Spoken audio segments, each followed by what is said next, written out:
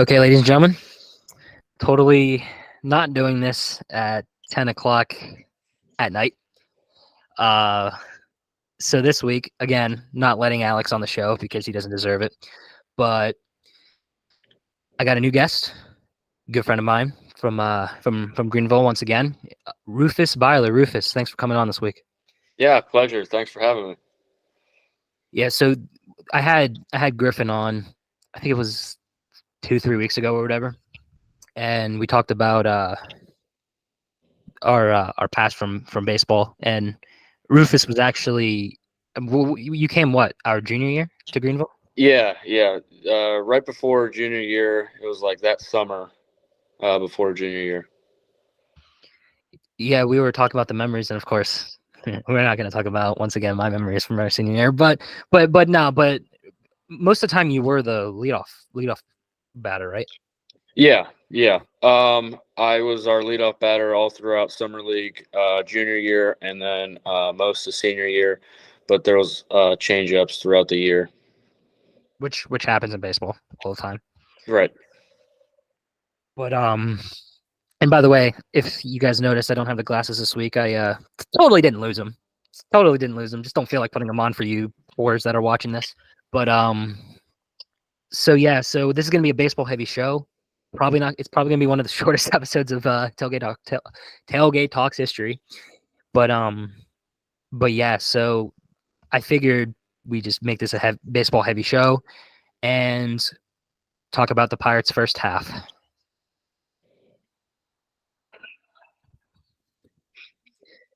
All right. It started off fantastic.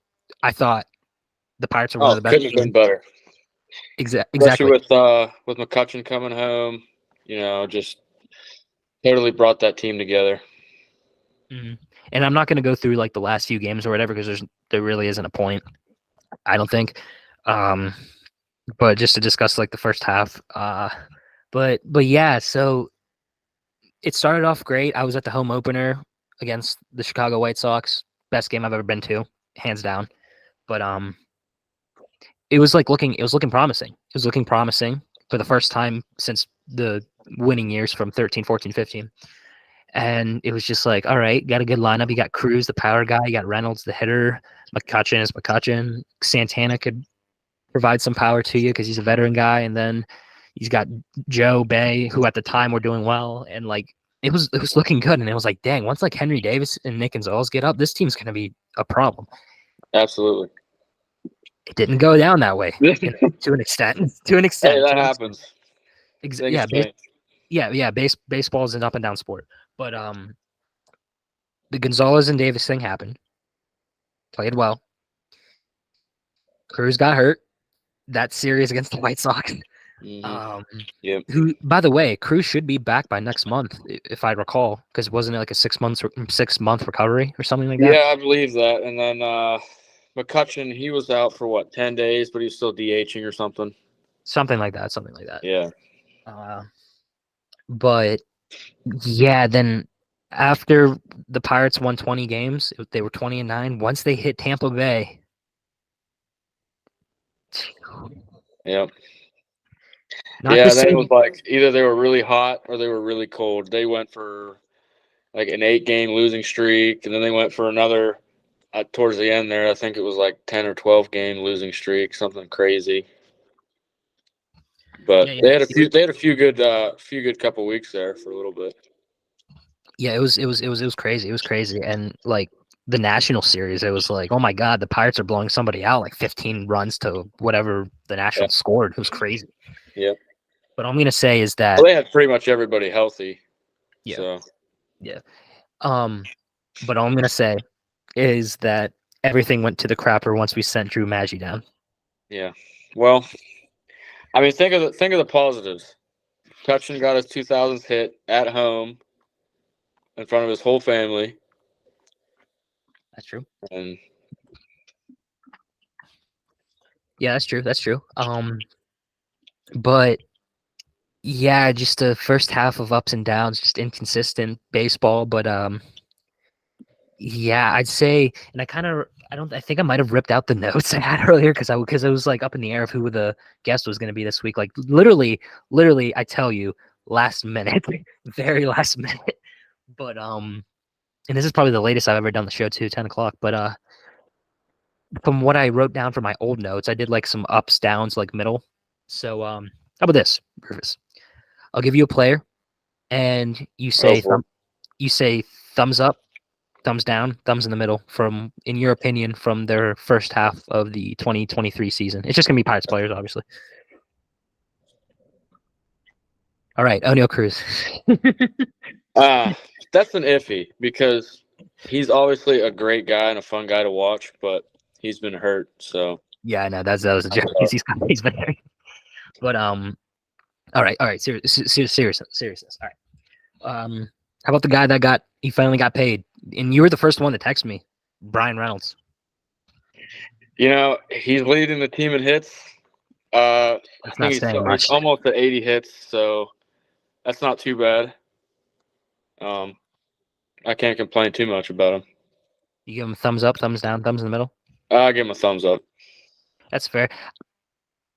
People are going to be shocked by my answer here because let's be real, I'm probably like one of the biggest Brian Reynolds supporters in Western Pennsylvania. But let me retract that statement real quick. Okay. Now, for the money that he got his contract for, I mean, I would be hitting over 300. Yeah. Personally, I'd want him to hit over 300 now, or at least closer to 300.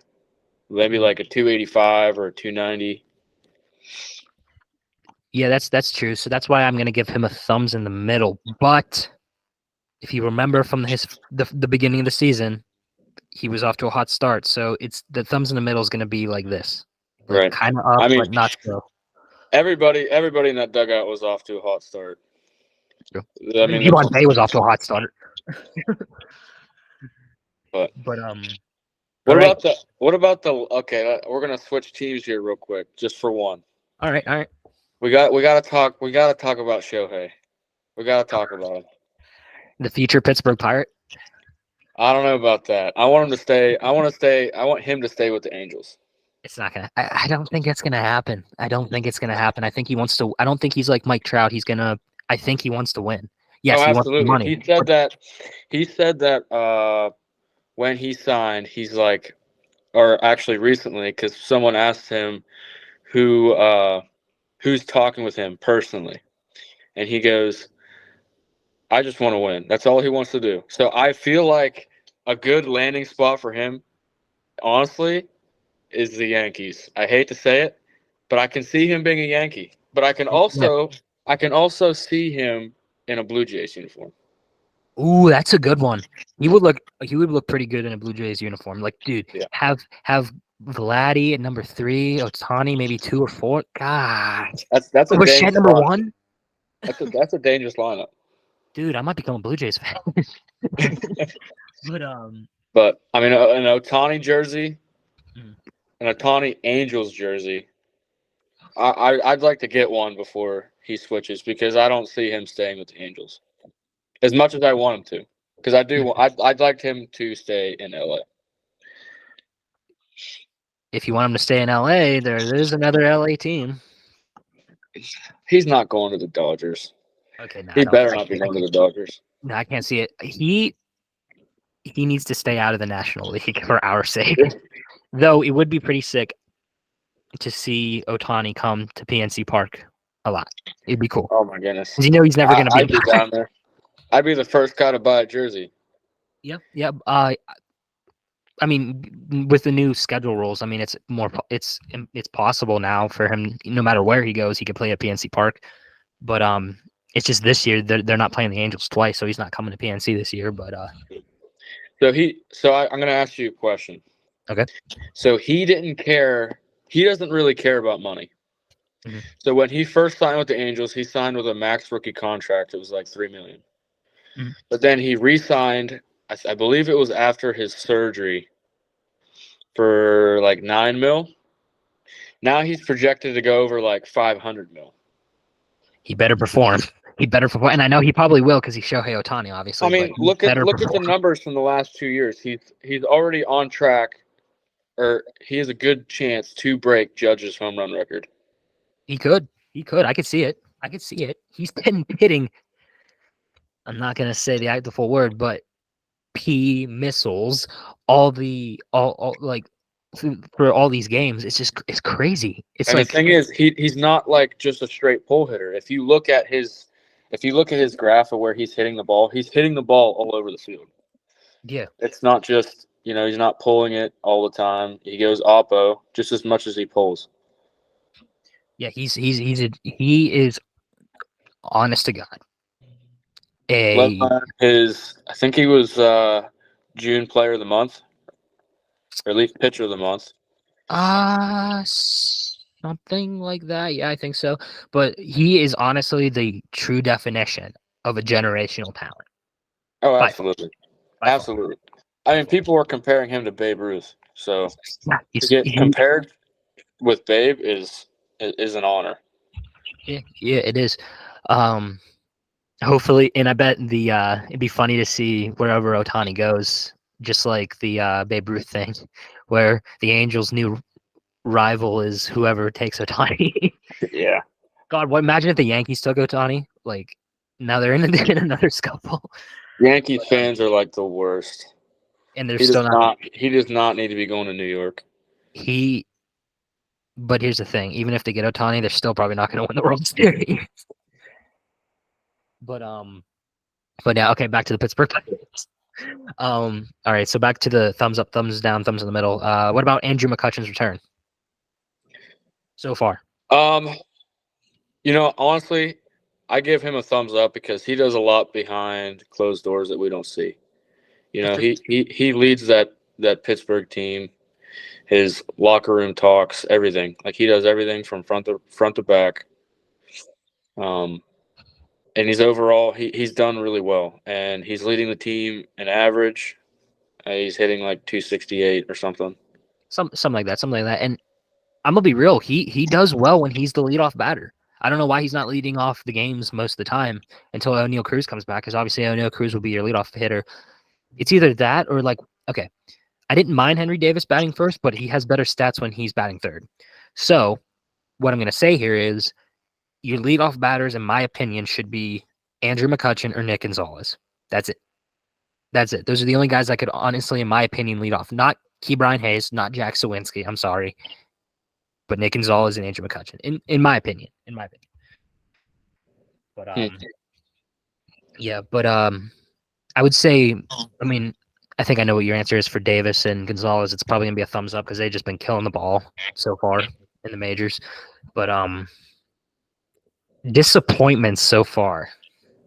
So you look at the team, trying to think. Oh, by the way, the ultimate thumbs up, Mitch Keller.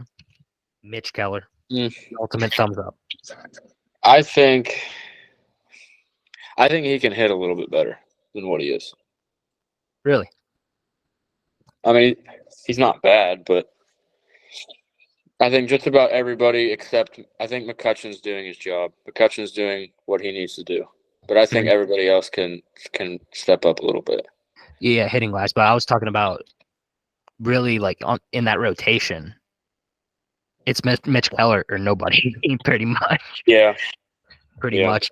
You'll have some sparks from Johan Oviedo and Rich Hill, but it's Mitch Keller or bust.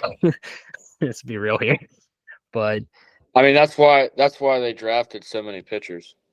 Yeah. I mean, they need better pitching. Mm-hmm. The Pirates didn't draft a single outfielder, which is kind of shocking. No, they didn't. They just drafted a third baseman and a shortstop, which I can't remember all the picks. I just remember the first two, but we'll get to the draft in a minute. But yeah. So, I mean, other than that, you got any final thoughts from the Pirates' first half? Final thoughts. They didn't have a bad series against Arizona. It's not a bad series to go into the All-Star break, especially how good Arizona's playing right now. Yep. And I think, McCutchen should be healthy here coming up. Cruz should be back within no time. And hopefully by the end of the year they'll have everybody hopefully is healthy, because right now with 3 guys out of your starting rotation, it hurts. Yeah, and they brought up so many guys from the minors just to help out, but yeah, pitching is their hitting is their number one problem from the first half, in my opinion, because of just like there's so many games where the Pirates just could not hit at all, and there's been some pretty decent starting pitching minus Mitch Keller. Yeah, there's problems, but you're always gonna have problems on a baseball team. It just happens. Right. It's the game. It's the game of baseball. But let's drop my mic. But yeah. So to transition here, I mean, what are you thinking? What are you expecting the Pirates to do in the second half? For me, Quinn Priester and Eddie Rodriguez need to come up. Number one. I mean, I'm predicting they're going to have a slow start back to it. I feel like it's going to be at least another couple weeks before they start to get on a roll again, if they get on a roll, which hopefully they can pull through, at least make playoffs. Yeah. I think Rich Hill will most likely get dealt at the deadline. Carlos Santana will probably get dealt at the deadline, which he should, in my opinion. Yeah, though who's going to play first base, who knows? But maybe that's when you call up Endy Rodriguez, because you, for some reason, we're not getting rid of Austin Hedges. But it's fine. But hey, there's a clip on Twitter of Austin Hedges admitting he cannot hit a baseball. Look it up. But send him down. Send him down. I wouldn't even send him down. I just cut him. But just like the Trump clip, get that SOB off the field, gone, he's fired. But now I'm gonna get canceled for mentioning Donald Trump. Oh, probably. Better watch yourself. God, I don't care. But I almost made a motion to the camera, but I forgot this is on my school YouTube channel, so don't worry, Jim. Not gonna swear again. But But yeah, so just second half, like, yeah, it's in the Pirates' MO to have a slow start. But honestly, I'm just looking for you trade the right people. If you trade McCutchen, I'm done for the year. And I was looking at this on Twitter, and I need your opinion on it. And some people are gonna have mixed feelings on it, which is whatever. But if the Pirates decided to deal David Bednar at the deadline to get a boatload of prospects, what would you think? Because you don't need – it depends how – this is the way I look at it. If they're out of the race by the deadline, you might as well. What's the point? Oh, absolutely. You don't need – But if you think about it, if they're at the deadline, that's a stupid move, because you got all these guys that, their contracts are running out. So why not try to make a run now? You could, but if I stand correctly – Bednar's contract's coming up here. It might be this year. But then arbitration. So I don't know. We'll see. But I think for also the second half, I can definitely say that Nick Gonzalez is your second baseman, and when Cruz comes back, these 3 guys either one of these guys are going to get sent down. Rodolfo Castro, Tecupito Marcano, G1 Bay. I don't think they're going to get rid of G1 Bay just because of his speed. Castro still has a lot of power, so honestly, I feel like Marcano is going to be the odd man out here, in my opinion. I mean, it's not a bad choice. I mean, it's a tough choice, in my opinion. I mean, yeah. Don't get me wrong; all 3 guys are struggling right now, so they all technically deserve to go down. But I feel like only one's going to go once O'Neal Cruz comes back. But because Jason DeLay will definitely go down once Endy Rodriguez comes up, most likely. But yeah, so transitioning from the second half, kind of back to the first half, the All-Star weekend festivities. Do you want to discuss the All-Star game first and then end with the draft, or you want to start with the draft and then end with the All-Star game? It's up to you. We'll start with the draft. All right. So the Pirates did not select Dylan Cruz first overall, which was projected to go, but then in the last few weeks, it kept changing. People were going, they're going to pick Max Clark, they're going to pick Wyatt Langford or Paul Skeens, and they ended up with Paul Skeens. Thank God. Yeah, I honestly, that's a fantastic pick in my opinion. Mm-hmm. He is probably the best pitcher that college baseball has seen in the last 10 years. And honestly, Cruz said multiple times he's not playing for the Pirates. So why draft him? Yeah, okay, good luck with the Nationals, who aren't any better. But, I mean, Max Clark, there was rumors that Pirates were going to choose him. Yeah, he's a fantastic player, but, I mean, he's not going to see college baseball because he got drafted, obviously, but mm-hmm. he needs to see some better pitching, in my opinion. Yeah, I do feel like if Paul Skeens wasn't there, they would have went Max Clark. I don't think they would have went Langford. I think they would have went Max Clark. But they made the right choice. And here's the thing. Paul Skeens could be up by next year. It is possible. I think he will be up in June. I think he'll pitch in Bradenton this year to get used to stuff, pitch in the Arizona Fall League, then start off in Altoona, maybe in May get to Indy, and then by June be up if everything goes to plan. If everything goes to plan. I mean, I'm hoping, but like again, there's all these guys that are fresh into the league that are just going straight to Tommy John. They're throwing hard. They're throwing. That's all anybody wants to do now. They want to throw 100. They don't want to throw 100. They want to throw 102. Everybody wants to throw harder and harder and harder.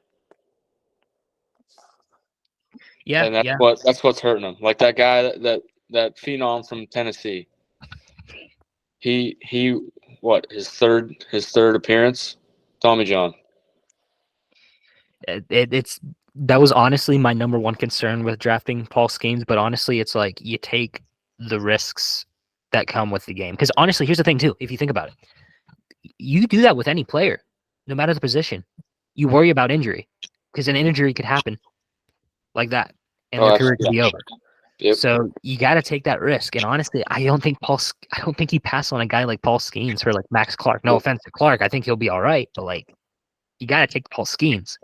So if everything goes right, hopefully by next year, for a rotation in no particular order, we're looking at a rotation of Mitch Keller, Paul Skeens, Anthony Solomeno, Quinn Priester, and either Johan Oviedo or Jared Jones. That's a pretty. Do you think he's going to get brought up? You think he's going to get brought up before the All-Star break? What do you think of the chances of him coming up before the All-Star break? Because I don't think they're going to bring him up before the season starts. No. I think he'll be up in June. Okay.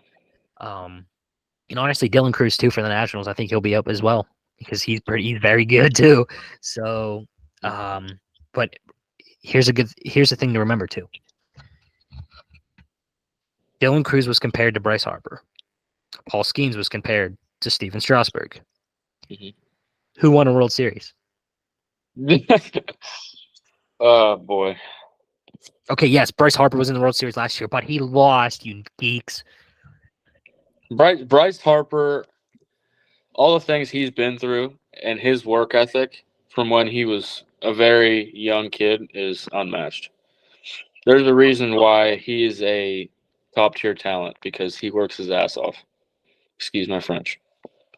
And that's fine. We swear on here all the time. We don't care. But yeah. So we'll see where everything goes. But I'm gonna try to do this from the top of up here. Try to remember the first 7 picks. Okay, obviously number 1 was Paul Skeens to the Pirates. Number 2, Dylan Cruz, like I said, to the Nationals. Was 3 the Tigers with Max Clark, I think. Yeah, that sounds right. And then I think Rangers went Wyatt Langford at 4. I can't remember 5, 6.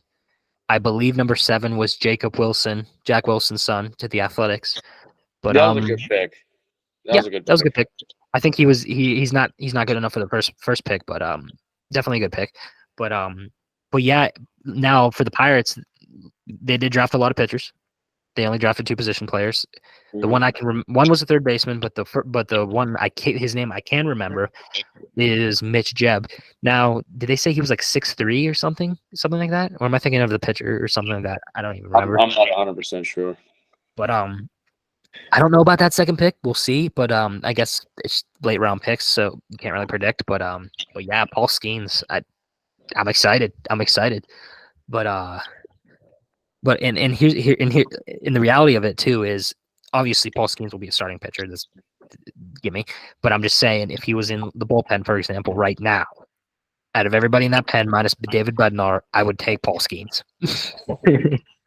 Well, from the way that you got to think though, the difference between college baseball and the MLB, I mean, that's a big difference. That is a huge difference. Just like those guys in the majors are so good. They can hit any ball. You gotta pitch around them. You gotta pitch so they hit the ball. You gotta hope they make a mistake. Because if you make a mistake, the ball's not coming back. It's gone. No, it's gone. In the Allegheny.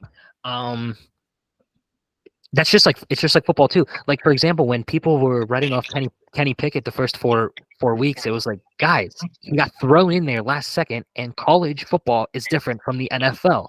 Yep. That goes with baseball as well. So yeah, I agree with that statement.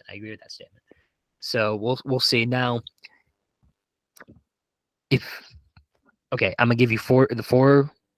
No. Yeah. 4 names from the draft. The top 4 people: Paul Skeens, Dylan Cruz, Max Clark, Wyatt Langford. Which one of those is going to be the biggest star coming out of those 4, and who has more of a chance to be a bust, in your opinion? Lifetime. Man, I think Clark can really pull it off. I think he's a long time guy. If he stays healthy, just his eyesight and his reaction time is unmatched. So from what he can do is unmatched. So as long as he keeps working hard, I can see him going really far and having a great career. Mm-hmm. I think out of anybody, the possible bust is Skeens. Really? I think. Really? I think if he stays healthy, obviously, that completely changes. But the chances of him getting Tommy John are very high. Yeah, they are very high. It's just as a pitcher, it's always in the back of your mind. I mean, not for them, but for us. You got to think of it. You got to think of it as that kind of standpoint. Like, what are the odds of this guy getting hurt? How hard does he throw? What's his spin rate? How hard is he? And how many innings is he pitching? There you go. Because wasn't there a college pitcher in the College World Series that threw like 156 pitches or something like that? It was insane. If you're a head coach, you got to step in at that point. That is way too many pitches. I mean, he's gonna get burnt out. I think he pitched for Wake Forest, I believe. Was that the guy the Reds took, or am I thinking of somebody else? Not 100% sure. We don't care about the Reds, but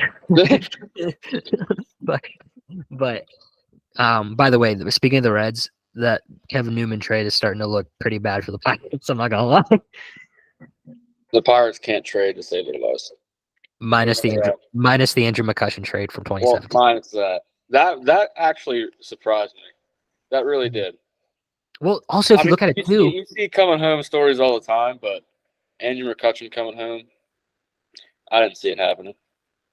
I had a feeling. I was like, I really want this, but it's like it's not the Pirates' MO. And I was sleeping, and my dad woke me up and was like, "He's back." I was like, "Who?" And he goes, "Kutch." I was like, "What?" Andrew McCutchen. That Andrew. He's like, "Yeah." I was like, "Oh." I was like, "That's neat." But no, and if you also look at it with Brian Reynolds too, the day he got called up, which my parents were actually at that game, the day he got called up, people were looking, they were thinking Cole Tucker was going to be the guy from that. Nobody really knew who Brian Reynolds was. Mm-hmm. And Brian Reynolds has $106 million 8-year contract, and Cole Tucker's in the minor somewhere. So it's just it's crazy. It's crazy. But baseball's a crazy game, man. If you let it get in your head, you might as well kiss your dreams goodbye. Talk about my senior year, but I always roast myself about that. That's all you can do now. But But now I mean, we're not. I mean, a little short on time, but we can fit this in. But the All-Star week. Which, by the way, do you have any more thoughts on the draft? Nah. Go ahead. All right. Vladdy Guerrero Jr. won the home run derby.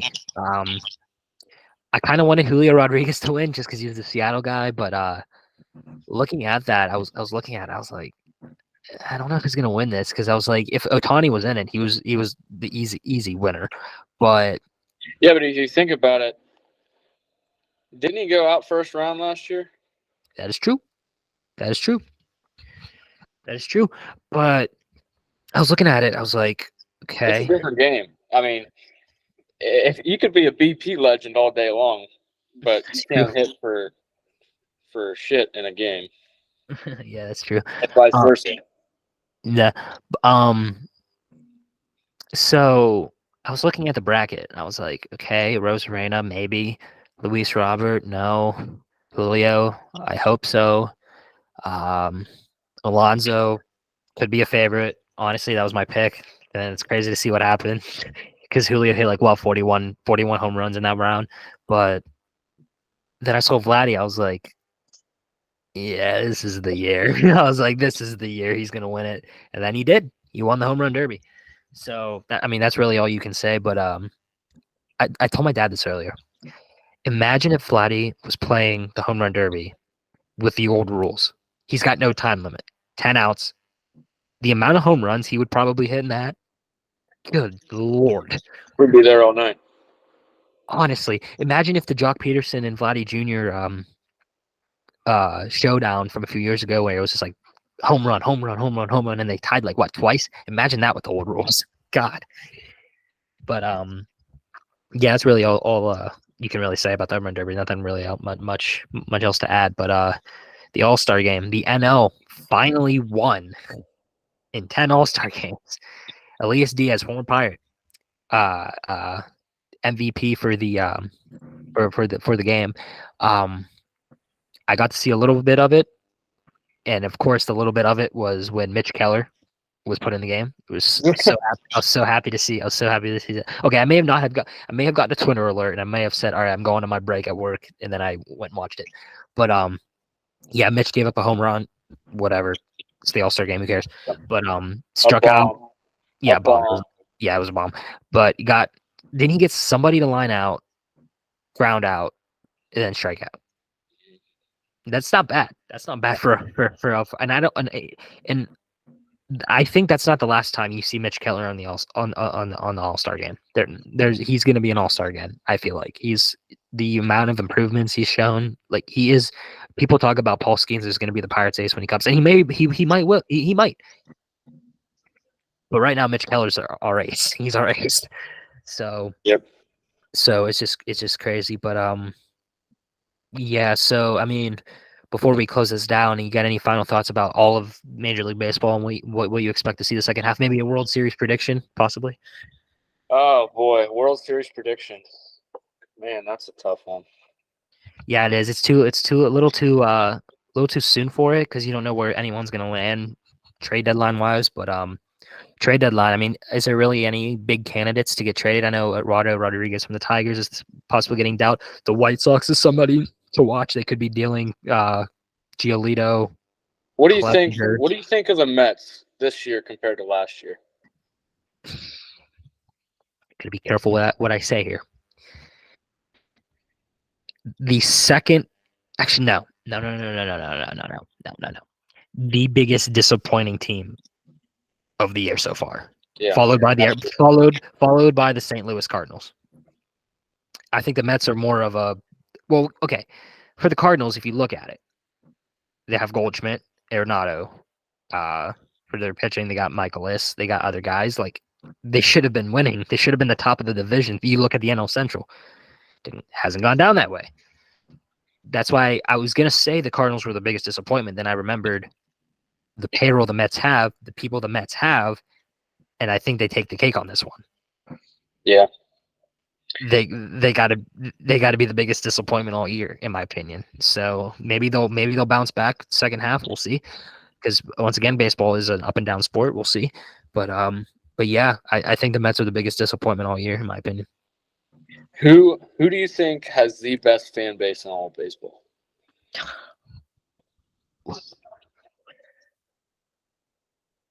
Be a little biased here. Hear me out. All right. I think it's the Pirates. I think you're wrong. No, listen. Hear me out. The passion of the fans when McCutcheon came back was crazy. The passion when Brian Reynolds got paid, crazy. When Henry Davis, all the top prospects that got called up so far got big reactions because they're like, oh, these guys are good. Like, we can win with these guys. When the Pirates win, they have a passionate fan base. In my honest opinion, look at the home opener. So honestly, yeah, 50,000 people or whatever it was. Yeah, so I think it's the Pirates, honestly. Now, who do you now? I'll ask the same question to you. Who do you think's the most passionate fan base in all of Major League Baseball? I wouldn't really say that they're the most passionate, but as a whole, I would probably go the Dodgers. Just because the amount of guys, the amount of people that show up to games, the amount of support that they have. Plus, you got the old-time Dodger Films and all the people that he brought in with Dodger Films and all his fans. The amount of people that he brought in just for making his videos. When he made videos at the stadium. Mm-hmm.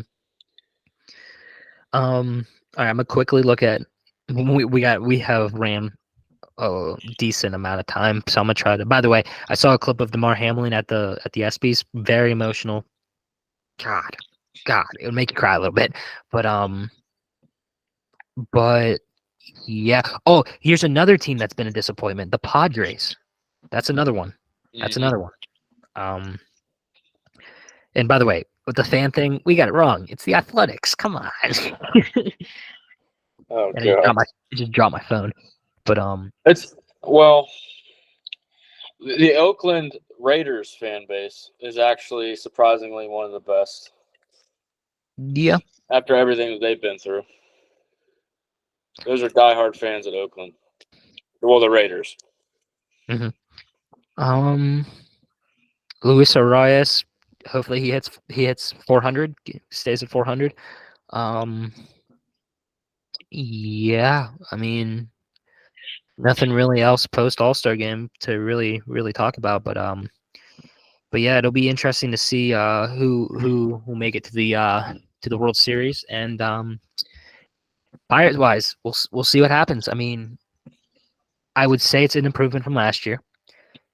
Not saying much, but I think the most frustrations that is coming out from this year is because you start 20-9 and then you dip that badly.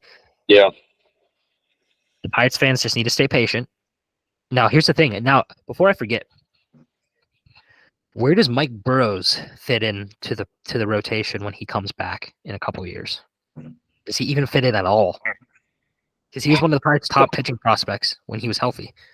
He'll probably relieve for a while. Honestly, that's probably his best option. JT Brubaker's not going to get back in the rotation at all. There's no way.